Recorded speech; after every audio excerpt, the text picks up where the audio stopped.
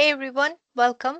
In this part of the lecture, we're going to talk about how can we create static and interactive map using GeoPandas plot function and as well as matplotlib library and folium library. In our previous lecture, we talked about using this crash dataset from Virginia 2016, and you can just plot the crash data to see how it looks like first using the plot function from GeoPandas. Next, you can color the geometries by values in a column. For example, in this particular case, we can color the crash locations by crash severity levels.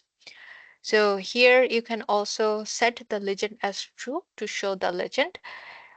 So this is what our dataset looks like, categorized, color-coded by their severity levels. Now, Matplotlib offers a variety of built-in color maps that you can use to present your data.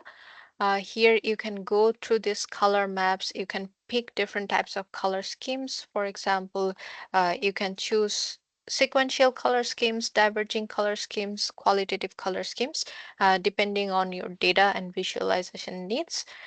And also, if you want, you can use like manual color assignments, but and that is a bit complex, so we are not covering that in our lecture today.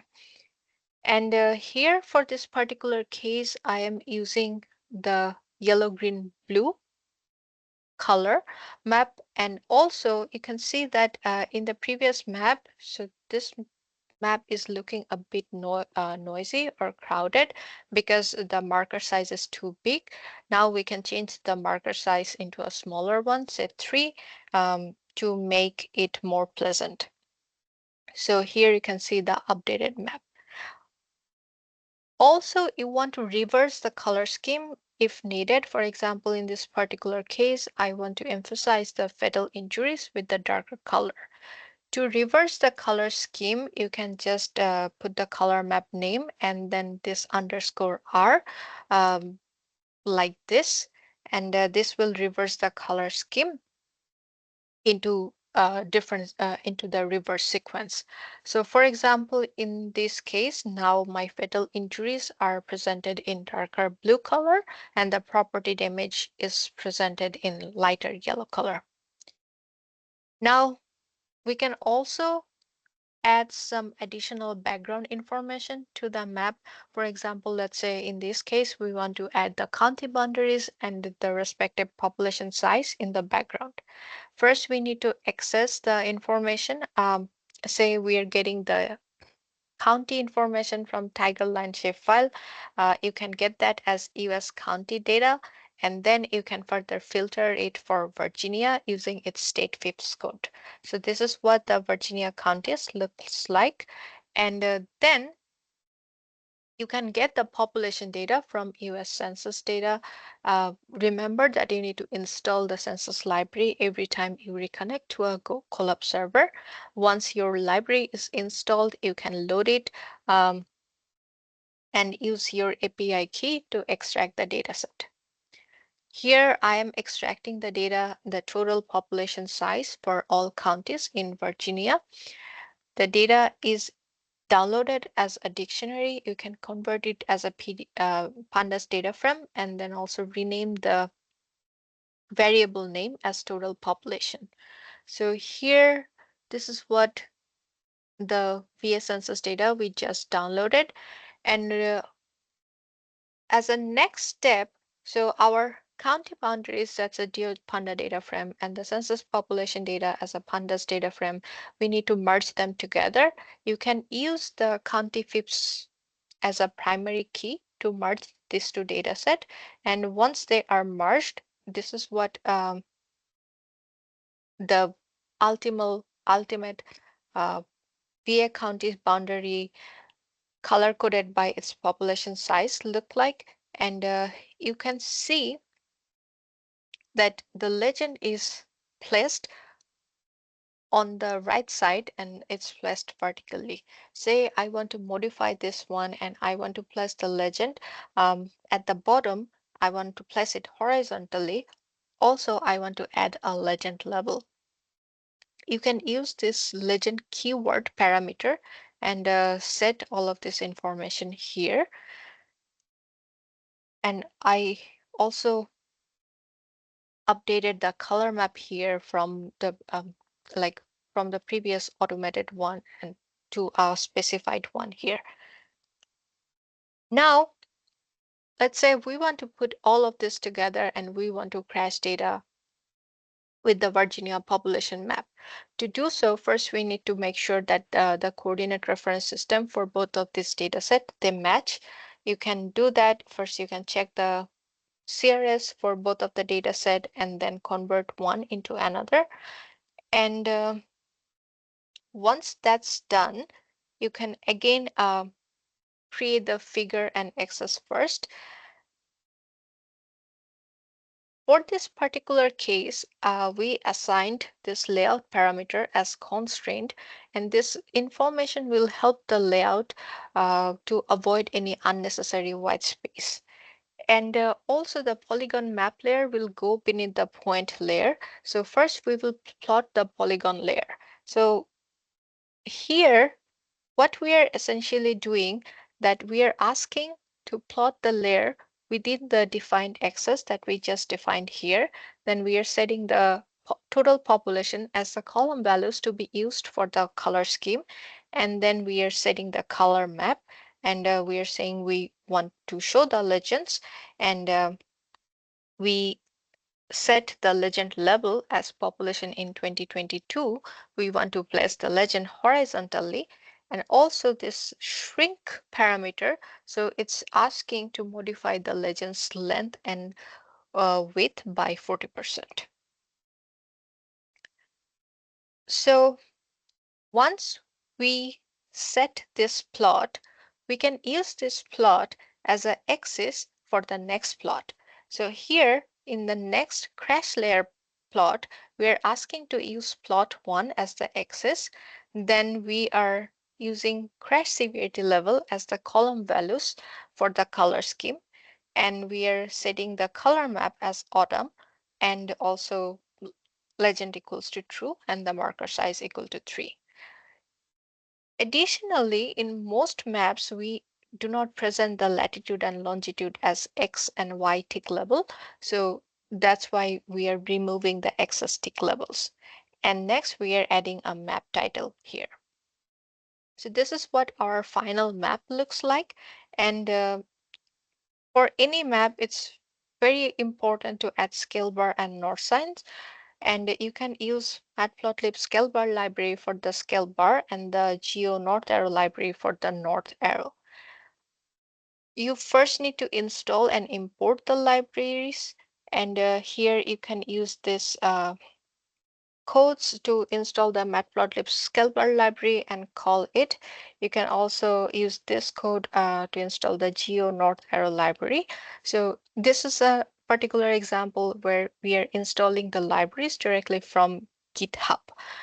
And once these libraries are installed and loaded properly, one more information you need to remember that Scalebar works best when we have the data layer in projected coordinate system. So for our particular case, we have the data in geographic coordinate system, and now we are converting it to EPSG 3857, the pseudo-marketer, so that we can measure the distance within the map in linear units. Once that's done, we can update the map. So all of these previous codes are the same, except this part. This is new. So we are now adding a new scale bar. First, we are defining the characteristics of the scale bar. So what would be the location, where we are going to place the scale information, and one very important information that we are setting the scale bar box very transparent, so that if it's overlapped with the map, it does not interrupt the map visibility. And then we are adding this scale to this particular figure. And also we are setting the north arrow parameters and adding this to the adding the information to this particular parameter. So particularly in this north arrow position, this x and y refers to the location of north arrow. So assume this x-axis as a reference line between 0 to 1 and y-axis as a reference line between 0 to 1, and this number refers to this position between that x and y-axis locations. So for example, here I'm saying like x limit position is 0.95, so it's saying like it's gonna place the north arrow at the almost at the very end, and while y limit position as 0.1. So it's saying that it's going to place the north arrow at the very lower part within this map. Next, you can use this .save function to export the map as JPEG or PNG files. So here you can just call the figure and then use this .save function. Anything within this figure will be saved. You can set the image resolution. Also, like these two parameters are very important. This BB box inches equals to height. So it says avoid any forms of white space. And also this pad inches equals to 0.3. So it's saying that we want 0.3 inches of white space padding around the entire image. Next, we are gonna learn about how to visualize interactive maps. In Python, you can use Folium library for that purpose. So Folium library in the backend, it uses Leaflet library, which is an open source JavaScript library for web-based mapping. So Folium uses Leaflet library in the backend to generate interactive maps in Python. And with these interactive maps, you can zoom, you can pan, um, you can add other customizations like markers, layers, pop-ups. So all of these options together, it provides a very interactive platform where users can engage and explore the spatial data. So first, we are going to load the Folium library, and once that's done, so you can launch the interactive Folium map for any specific area. So you can set the location here, like for which you want to launch the map. In this particular case, I set the Virginia centroids, and like remember, for locations within Folium, you need to place the latitudes first, and then we are setting the type of base map we want to use. In this particular case, we're using CartoDB positron, which is a light gray base map, and you can also set a initial zoom level. And here I am displaying the map. So this is what I got. I can zoom in, zoom out as much as I want. And now we can add more information to this map. For example, say we want to add the crash locations as marker, and those markers would be color coded by severity level. To do so, first you need to remember that this Folium map, it will only work with geographic coordinate system EPSG 4326, but in the previous static map, we just converted our crash data to a projected coordinate system. And here, to make it work with the Folium map, we need to do a conversion again to 4326. Next, we are going to create a list of locations that we are going to place as markers within the Folium map. And this list of locations will be coming from our crash geodata frame. And as I mentioned, for Folium locations, you need to place the latitude first and then the longitudes. Now, once this list of crash locations are created, you can place all of them as markers into the Folium map. There's about like more than 2000 data uh, within this crash data set, and if I try to place all of them as markers, the map will get super buggy. So for the demonstration purposes, I'm only showing uh, markers for the first 100 locations. So here I'm just slicing the list and getting the crash location for only the first 100 events. So this is what my list of crash locations looks like. And so this is a list of lists, and each of these single lists represent the location of one individual crash event. And next, we're going to iterate through this list of crash locations and add them as marker to the Folium map. And we're going to use a for loop for that. So what I'm essentially doing, that I'm saying, like, for all coordinate locations within the list, first, if we are going to check the crash severity level. If the crash severity is, say, fatal injury, we're going to color it as dark red. If it's the crash severity as severe injury, we're going to color the marker as red, and so on.